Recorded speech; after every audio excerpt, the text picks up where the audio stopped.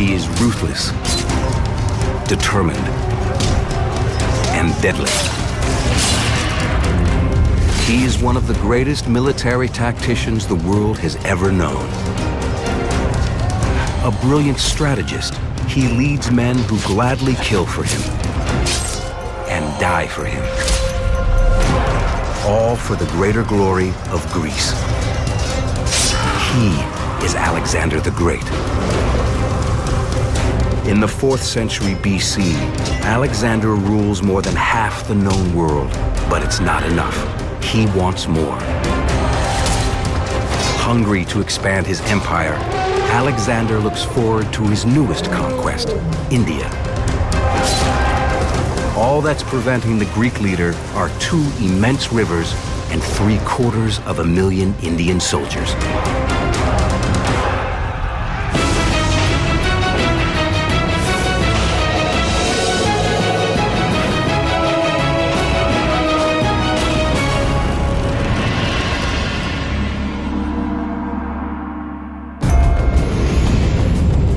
.331 BC, the Battle of Arbela. Nearly 50,000 Greeks fight their longtime enemy, the Persians. For hundreds of years, these 2 superpowers have spilled each other's blood.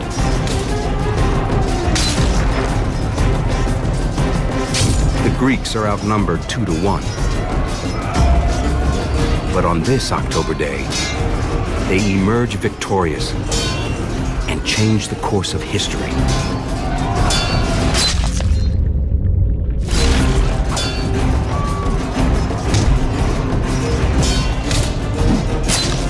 Credited to the tactical brilliance of the 25-year-old commander, Alexander the Great. It's his time now. Alexander has this kind of larger-than-life aura about him. He's handsome with a muscular build, and he's extremely charismatic. His troops pretty much worship him. In less than 5 years, he had managed to carry out a major strategic plan from Greece to invade Persia and destroy the Persian Empire. In 5 years, he managed to suppress his own domestic opposition, and then finally was able to force a cataclysmic battle in modern-day Iraq on the plains of Arbela, where he destroyed the last remaining Persian army, and then by right of conquest became emperor of all of Persia. Some say Alexander's pedigree destined him for greatness. They believed he's a descendant of Hercules on his father's side and Achilles on his mother's. Alexander's empire now stretches from Greece to Egypt to modern-day Afghanistan, one of the largest in the history of the world. But Alexander's appetite for power and glory is insatiable. 5 years after he defeats the Persians, Alexander is ready to take on a new opponent. He stands with his 32,000 battle-tested soldiers along the banks of the Indus River, poised for his next conquest, India. It's been a busy 8 years for Alexander, who's not even 30 years old yet. He's now Emperor of Persia after defeating the mighty Persian Empire in a very bloody campaign. He's Pharaoh of Egypt. Didn't even have to raise a sword there. They just gave up. Now he's knocking on India's door. From a geographic and tactical perspective, the problem is to get to India, you have to cross 2 major rivers, the Indus and the Hydaspes River. For most armies, these rivers would be too great to overcome. But not for Alexander, whose foresight and planning are legendary. A couple of years in advance, 2 years in advance, he orders shipwrights to come from the coastal area of Syria and to build boats to ferry his troops across the Indus River. Once Alexander crosses the Indus, he must contend with King Ambi, ruler of Taxila. Taxila is the capital of the country of Punjab, which sits between the Indus and Hydaspes rivers. Ambi can do one of 2 things. He can fight and see his city annihilated, and probably get strung up. Alexander was known to have made examples out of opposition leaders with slow, painful, very public deaths. Or he can play ball, preserve his city, and maybe even save his throne. Ambi wisely avoids confrontation. Alexander crosses the river and easily commandeers Taxila, turning it into a base of operations for Indian invasion. The next hurdle is reaching and crossing the second river, the Hydaspes. It's 100 miles away, but Alexander has anticipated this as well. The army can't carry entire boats 100 miles across India to the Hydaspes. So they break them into parts and haul them piecemeal. What they were these kind of collapsible boats where the frames could be built and the skins transported and the buckets of tar individually, and then when you're going to cross the river, you assemble them a couple of days in advance. It takes 2 months for Alexander to reach the Hydaspes River. He leads 23,000 infantry and 9,000 cavalry, a loyal, committed army. Many have been with Alexander from the beginning, drawn by the power of his personality and his dreams of glory. They fought for honor and individual glory, and all their myths were of great warriors, from Agamemnon 1,000 years before to Achilles and Hercules. All of these are great warriors. They get everything because they're great warriors. So essentially, being a hero for Alexander, being a professional warrior, perpetually seeking more and more glory, I think psychologically became what amounted to a way of life. Alexander's adversary, once he crosses the Hydaspes River, is an equally proud and brave warrior, the Indian king Porus of Correva. Porus descends from a long line of soldier kings. Well over 6 feet tall, Porus is a giant by 4th century BC standards. In his usual style, Alexander first tries conquest by diplomacy. He sends for Porus and invites him to a meeting. Alexander's basically offering him a chance to avoid destruction if he pays tribute and gives up his throne peacefully. Porus doesn't just refuse to surrender. He actually challenges the legendary Alexander the Great to fight. He says, "Yes, I'll meet you on the battlefield." Porus is prepared to defend his kingdom at any cost. Porus has under his command about 30,000 infantry troops, 2,000 cavalry, and 300 chariots. But he's got one thing that neither Alexander nor the Greeks have ever seen. He has 200 war elephants ready for battle.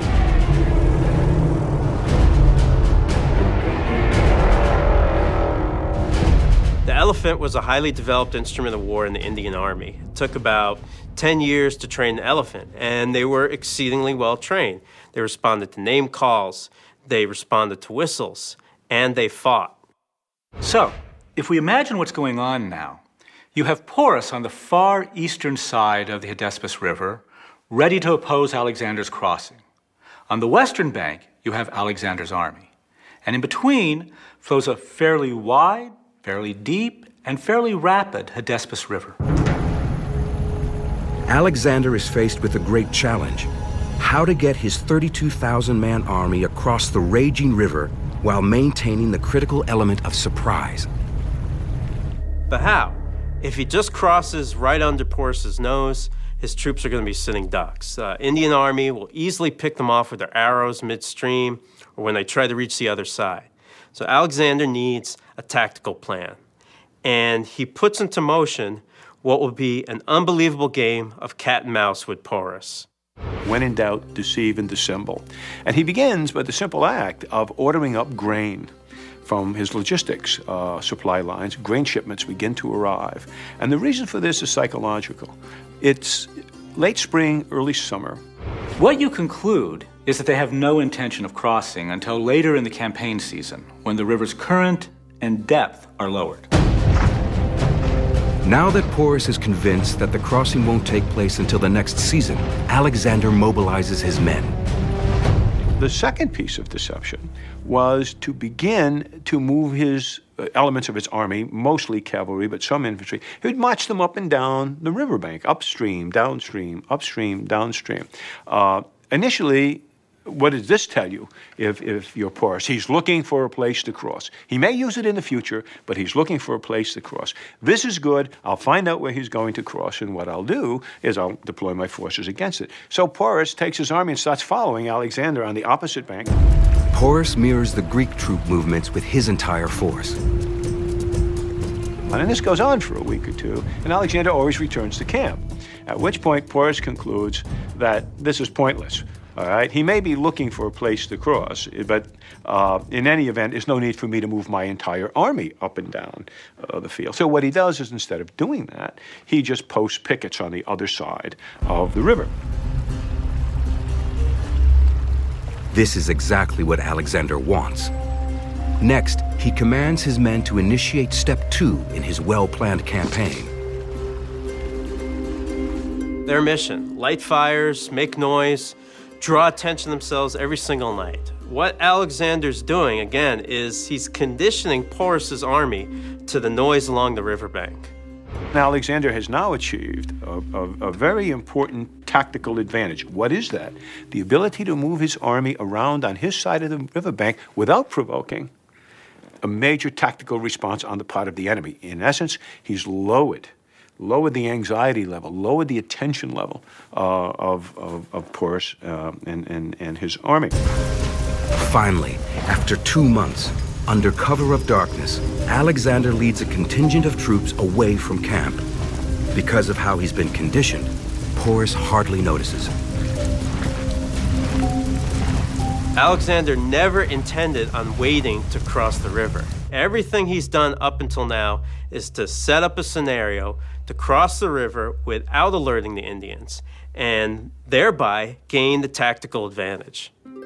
It's absolutely brilliant. He already knows exactly where he's going to cross, and he's going to cross that night. What he does, he takes a force of some 10,000 infantry and about 6,000 Greek cavalry and another 1,000 horse archers, light cavalry, and moves it up the bank 17 miles. But Porus will not be the only one surprised by the crossing tonight. For Alexander, the Hydaspes River is about to reveal some surprises of its own.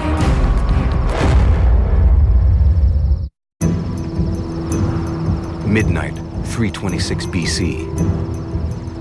Alexander the Great is about to lead nearly 20,000 soldiers across a raging river in India.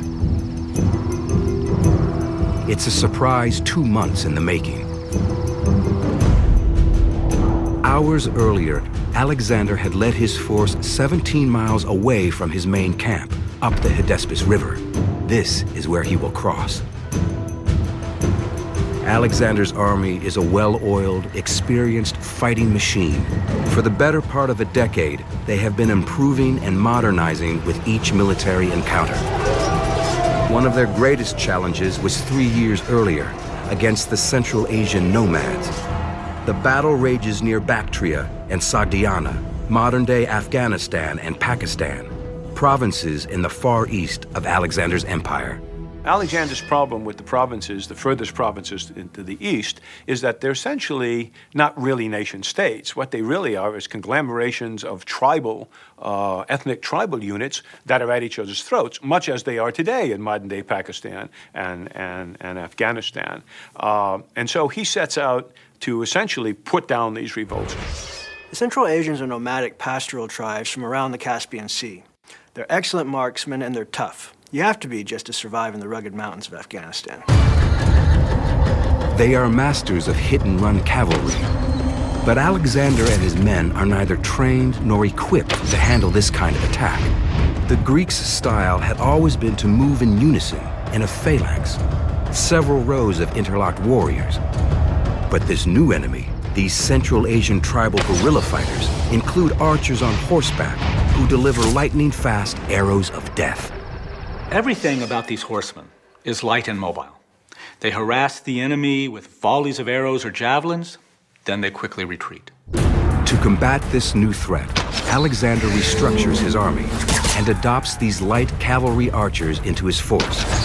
So in the end, he basically reconfigured his army basically from Persian sources, making it much lighter, using Persian light infantry, some heavy, but mostly light infantry, and light cavalry. This battle-tested, more mobile force is what Alexander now leads to conquer India. At the end of a 2-year guerrilla war in the eastern provinces and having achieved the modicum of success, Alexander now turns his covetous eyes further east to India. But he knows he's facing a formidable opponent. The army of the Indian King Porus has a long and bloody history. India at the time is divided into 16 regional kingdoms, each constantly fighting the other for dominance. War was the normal state of affairs. As soon as a king gained power, he would begin attacking his neighbors. India's tradition of warfare may go back more than 1,000 years, to the arrival of the Aryan tribes of Central Eurasia. This is one of the great migrations of history. And if you really want to see what these people look like, turn on your television set and look at Afghani tribesmen. That whole northern tier of mountains has had no genetic dilution at all since the 18th century. So that's what the Aryans look like. They were big, dark-eyed, bearded people who had the horse and the chariot. And so they made short work of conquering India. Much about the Aryans is still debated among scholars. We do know that they were fierce warriors and that they're the ones who introduced the horse and the chariot to the Indian subcontinent. Chariots bring mobility and speed to the battlefield. They enable the Aryans to conquer much of the subcontinent. We also know that for about a millennium after the Aryans invade, India is ruled by a warrior class whose tribes are constantly at war with each other.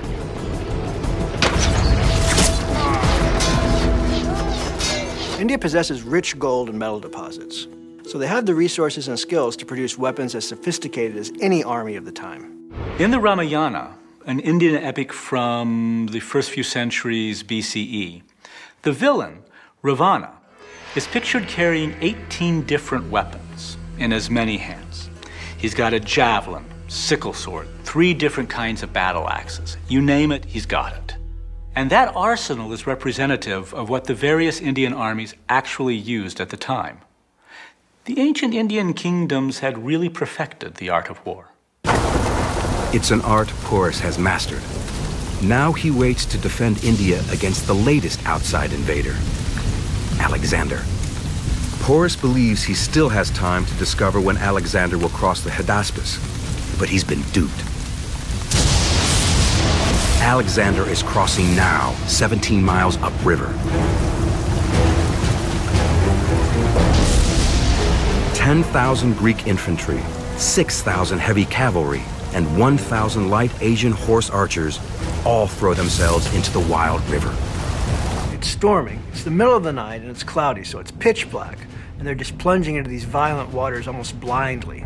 Absolutely terrifying. The raging current tosses the Greeks' flimsy, collapsible boats.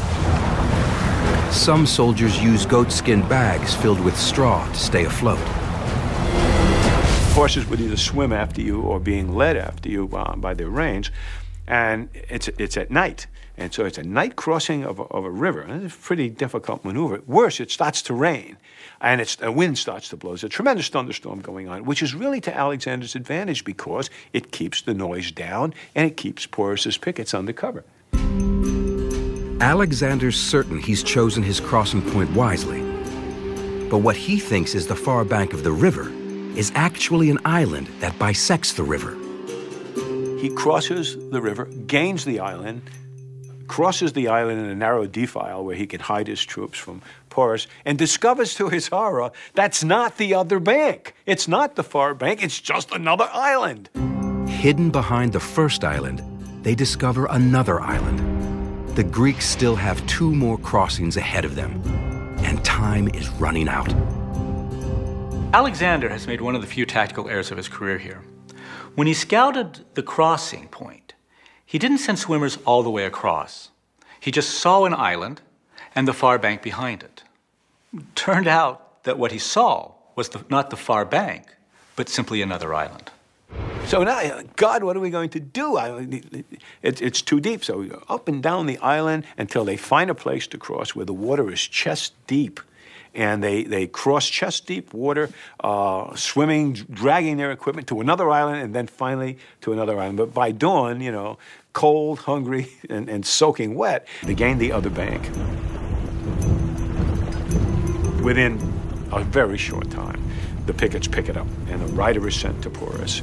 And so Alexander has successfully made the crossing, and he's moving in force against you. Now Porus faces a dilemma. His scouts say Alexander had crossed the Hydaspes, but across the river from his camp is a large Greek force. Cleverly, Alexander had divided his troops the previous night. Some 15,000 crossed the river, but 12,000 stayed back at the camp. This is called a fixing or a pinning force. It keeps Porus in place because he has no idea whether Alexander's is the main force or a feint. If he moves to deal with this feint, then the main force crosses right in front of him, catching him between a hammer and anvil. Or is this the main attack? Faced with this dilemma, Porus makes his decision. He only launches a small force to confront the Greeks who have crossed the river. By keeping his main force in place, he's basically hedged his bet into thinking the main Greek force is still right in front of him and across the river, and what's coming is a smaller force. Porus only sends 2,000 of his 4,000 heavy cavalry and 200 of his 300 chariots north to meet the enemy. That force is commanded by Porus's son, also named Porus. At the same time, Alexander musters his exhausted men and charges south, leading with his heavy cavalry. Behind them are light Asian horse archers. The infantry follows. But as soon as Alexander sees Porus's advance force of heavy cavalry and chariots, he stops, and under the immense pressure of the battlefield, reconfigures his troops on the fly. Alexander is brilliant at knowing exactly how and when to change his attack or defense at a moment's notice. He sees how Porus's army is configured and immediately withdraws his heavy cavalry. Heavy cavalry against chariots and other heavy cavalry does not give him the best advantage. What would be better tactically is to send his light cavalry to harass and stop the movement of the army. That's what he does. He sends in his Iranian horse archers. It's a trick he learned from fighting these very same people in the eastern approaches of the Persian Empire. Alexander's light cavalry collides with young Porus's small force. And with that, the Battle of Hydaspes River begins.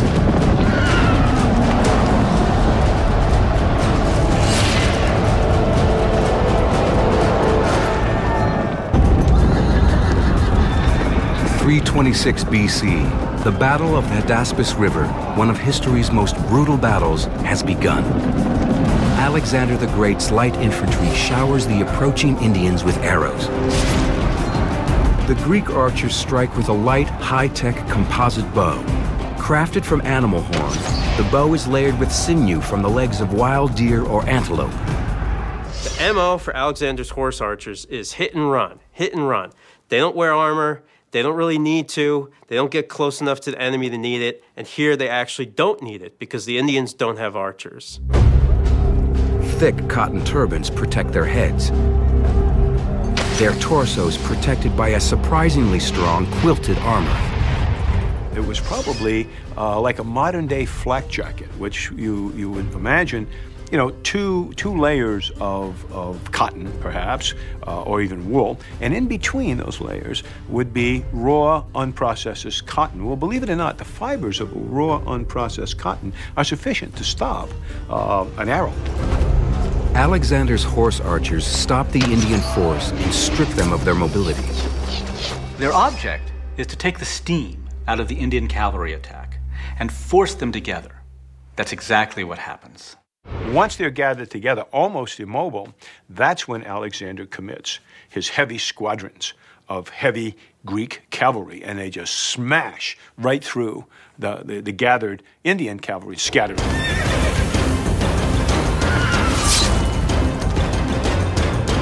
The Copis is designed for slaughter. It has a forward-sloping blade for maximum impact on a downward strike. Once a butcher's tool, it works well on meat and enemies. The Indian chariot archers release a torrent of arrows against Alexander's infantry. But a small wooden shield covered with bronze protects the Greek infantry. The Indian arrows take their toll, but the conditions of the battlefield favor Alexander. The rain the night before makes the battlefield a mud pit. These heavy chariots cannot maneuver their iron-shod wheels. They're absolutely useless in the mud. The Indians are outnumbered and outmaneuvered. Close to 500 Indian cavalrymen are killed.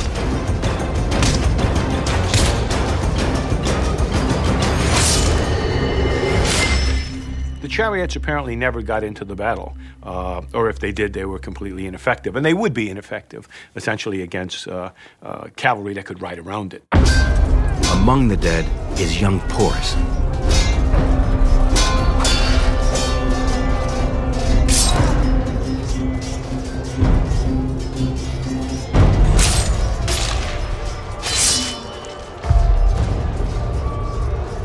So Alexander has essentially now destroyed and brushed aside that reconnaissance force that Porus has sent. The survivors retreat back to the senior Porus's camp. They tell him his son is dead, and that Alexander is indeed leading the main force. And they're heading this way. By now, Porus understands that the Greek contingent across the river is just a fixing force, meant to paralyze him.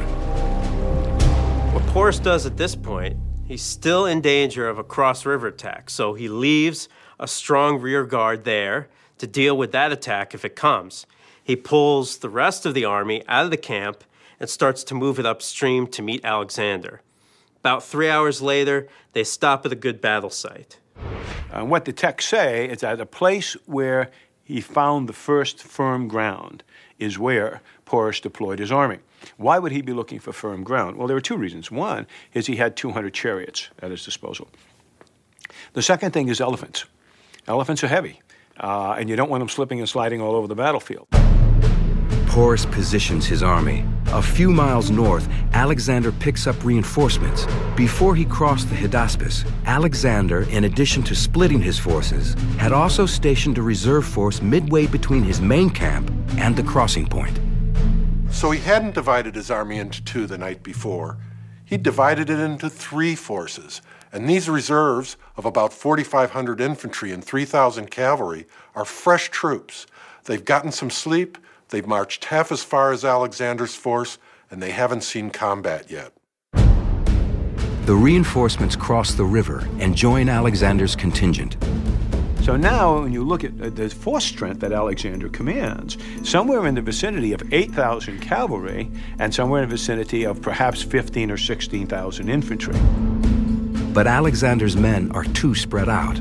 The cavalry is in front, with the exhausted infantry dragging hours behind. So as Alexander approaches the battlefield, sees Porus's army, he's in a situation where he has to delay the battle. How do you do that? He takes his Iranian horse archers and throws them forward. And they begin riding up and down the line, shooting arrows.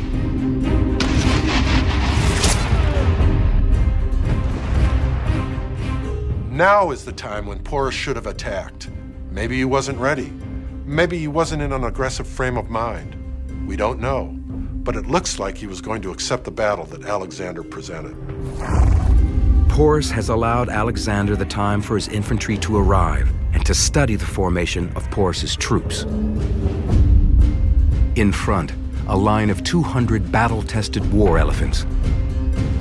Behind the elephants, an even longer line of 30,000 infantry troops, and on each wing a brigade of 1,000 cavalry to protect the flanks. Alexander's infantry is outnumbered 2 to 1. So what he wants to do is turn this into a cavalry fight rather than an infantry fight. There's one problem: elephants. Roman historian Curtius captures the scene. The beasts, stationed between lines of armed men, at a distance look like towers, While Porus himself had almost exceeded the measure of human stature, the beast on which he rode seemed to add to his height.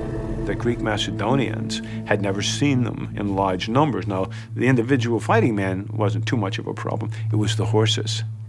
The horses had no exposure to these elephants, and the smell and sound and sight of them panicked the Macedonian cavalry. Alexander must revise his tactical plan to make effective use of his cavalry, or this battle and his best chance to conquer India will be lost.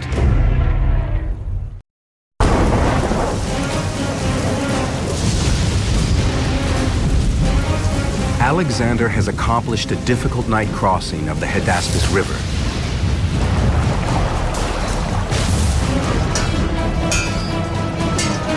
He's defeated a small Indian advance force.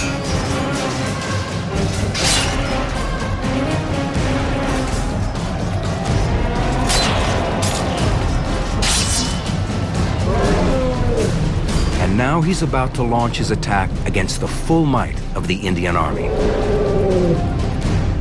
The Indian infantry is twice as large as the Greeks. Alexander knows his strength as cavalry, where he outnumbers Porus 4-1. So the game is now how to fight a battle that's not an infantry battle. Alexander had this phenomenal ability to very quickly read a battlefield and formulate a strategy to gain the advantage. Alexander deploys his 4,000-strong cavalry squadron toward Porus's left flank. Porus only has a total of 2,000 cavalry, 1,000 on each wing. Porus orders his cavalry on the right wing to pull out of position, ride behind the battle line, and reinforce the left. And that's the mistake Alexander's been waiting for.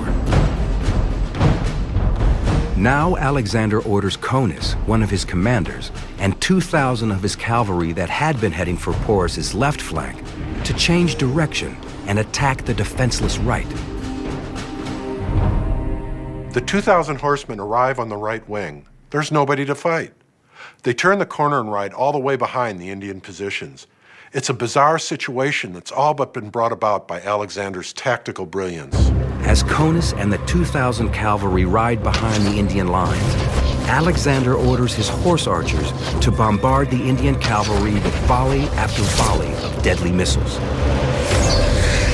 Alexander then leads his elite brigade of 2,000 cavalry on a furious ride, swinging wide right and out past Porus's left flank. What Porus does is he did what any commander would do. He tries to extend his left flank. So he takes his left wing and he says, redeploy further to the left, which means they come out of their positions, they turn in column of march, and they begin to move out to the left to prevent the envelopment. As the Indians begin to march to the left, and with Conus also on the move, Alexander changes direction again. Instead of sweeping around Porus's left flank, he suddenly turns inward and cuts off the left wing from the main body of the army. At the same time, Conus, who was ridden all the way around the battlefield, arrives at what we call the Schwerpunkt, or the critical point in the battle, and bang, slams into the left wing of Porus's army. Now Porus is exactly where Alexander wants him. His left wing shattered, cavalry destroyed. Alexander always seems, whenever every battle that he fought, always seemed to be at the crucial point where the tactic shifted. The crucial point where instead of going out, he turned in, where he went through the gap or instead of around the gap. How you do that and at the same time be right out there with your guys is a rare talent. Alexander now moves his heavy infantry against the Indian center, but Porus is not about to give up. He orders his archers to attack. The Indian bow is 6 feet of strong, flexible bamboo. To extend it fully, the archer must anchor the bow in the ground and steady it with his foot. Tremendous size gives it unparalleled firepower. Its arrows with sharp bone or metal tips can penetrate any armor. But because of the weather, the archers are ineffective. It was raining the night before, and all those thousands of horses and men and elephants, they turned the ground to mud. The Indian army wasn't used to fighting during the rainy season. Its archers couldn't anchor their bows. Huge blow to Porus. He'd lost one of his most powerful weapons. With his left wing destroyed, Porus's army is reduced to his infantry, his war-trained armored elephants, and their archers. You didn't just fight the elephant. The elephant on top was what they call a howdah, which was an archer or spear platform, but they deployed with a squad of 13 infantry around them, the same way we'd use infantry to protect tanks today. But the elephants do have one soft spot, their eyes. The Greek infantrymen attempt to secure their target. I can imagine what would happen if an elephant's blinded in the eye. I mean, he just goes crazy. I mean, an elephant's an exceedingly big animal. Through the chaos, Alexander pummels the Indian center and pulverizes its flank. Despite being trapped in a deadly two-sided attack, Porus fights on. The center is collapsing on itself into a giant gaggle of 10, 12,000 men, animals, chariots, donkeys, horses, whatever. They literally can't move, and the infantry is pressing against them. The cavalry is pressing from the side.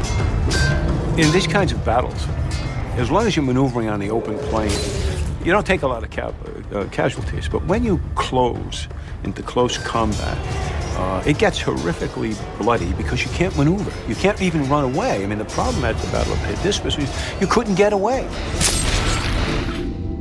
Brutal man-to-man combat, animals hacked to pieces. The Battle of Hydaspes turns into a gruesome massacre. Alexander and his Greek killing machine are destroying the Indian army at the Battle of the Hydaspes River. Alexander commits what's left of his cavalry and orders it into a circle around this mass of quivering, frightened men.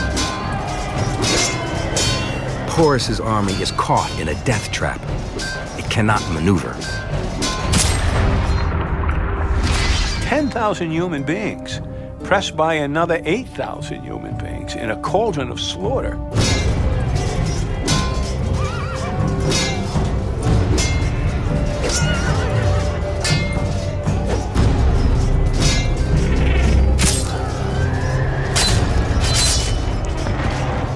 The screams of animals, the trumpeting call of a wounded elephant, for example, the whinny of a horse in pain. And remember, if you fell down, if a horse slipped and went down or was wounded, or if a man fell off there were no saddles, but fell off the horse, he'd be trampled to death.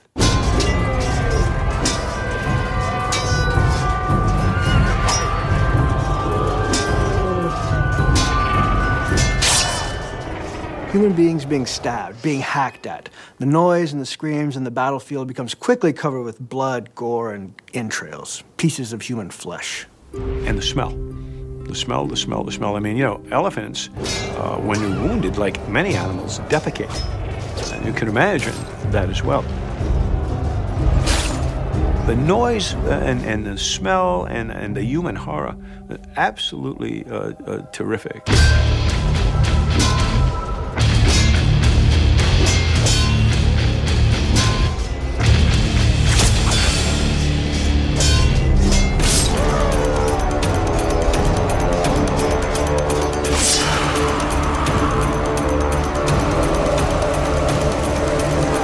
About 7 hours after the battle begins, Porus's army is nearly destroyed. But Porus himself survives. They're not completely destroyed, but probably 3/4 of the army is killed. Porus himself, badly wounded, continues to fight on. Alexander admires Porus's bravery and determination to keep fighting in the face of certain defeat. Alexander recognizes in Porus a kindred warrior spirit. He doesn't want to kill the man he's grown to respect, so he sends a messenger to call him for a meeting. Greek historian Arrian records the conversation. Alexander was the first to speak. "What," he said, "do you wish that I should do with you?" "Treat me as a king ought," Porus famously replied. Alexander is so impressed with Porus's dignity and composure, he decides to let him remain as king and keep his territories and his subjects. So at the end of the day, Alexander, at the Battle of the Hydaspes River, shows his tactical brilliance. I mean, this is a guy who can read a battlefield. He has what Napoleon called the coup de wheel, the strike of the eye. By looking at the terrain, looking at the arrangement of forces, is able to devise, very quickly in this case, a tactical plan that plays to his own advantage. With his victory at Hydaspes, Alexander the Great has taken his first step across the Indian frontier, but it is also his last. As he advances deeper into India, several states set aside their own rivalries and now stand united against the invader. At the next battle site, Alexander is confronted by 300,000 Indian troops. In attempting to conquer India, you get the feeling that perhaps Alexander's strategic intelligence analysis was not as good as it had been in the past, because any reasonable view of what was going on in India at the time would have led you to the conclusion that this would be an almost impossible military task for what amounts to a small Greek army. By now, Alexander's men can see that their leader's quest has turned into a suicide mission. They've been fighting long and hard, and mutiny is in the air. He tries to rally them to keep going. He's inspirational, his troops are loyal, but they've just had enough. Alexander, always attuned to his men, ultimately surrenders to the will of his troops and heads south, returning to Babylon in modern-day Iraq. But his eastern adventure may have cost him his life. The best guess is that he died of malaria in Babylon, where history says, or at least the texts say, because he was considered to be Pharaoh of Egypt. His body was sent to Egypt, where it was embalmed, and put in a crystal casket. Alexander the Great, one of history's most brilliant military tacticians, dead at 33. The conqueror of much of the known world, his record and his leadership skills still stand as the inspiration for great military minds throughout history. During the first Gulf War in 1991, General Norman Schwarzkopf took a page out of Alexander the Great's playbook with his left hook strategy. Like Alexander, Schwarzkopf essentially feigned a main attack on the Iraqi forces occupying Kuwait from the south. But the bulk of his force, modern-day heavy cavalry, tanks, swung hundreds of miles due west and came at the Iraqis' right flank. There's the left hook, effectively knocking out the Iraqi army. Ground war in Operation Desert Storm was over in 100 hours. That is a successful feign and envelop that Alexander would be proud of.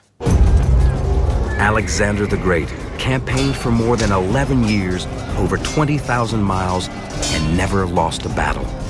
Still, he was dissatisfied. It is one of the more interesting questions of history, of having achieved all of the strategic objectives that he set out to be, against all odds, by the way. Why does Alexander continue to literally want more? Why is it not enough? And I think he's a very curious character psychologically, but basically I think he's a very traditional Greek. You know, when you look at the history of Greece, Greek soldiers didn't fight for strategic reasons or even political goals. I mean, that's something that comes in much later, all right? Because there's no sense of being Greek. There's no Greek nation, per se. So what did they fight for? They fought for honor and individual glory. A forger of empires, with an unquenchable thirst for glory, Alexander spread Greek culture throughout the known world. Yet he died yearning to have conquered more.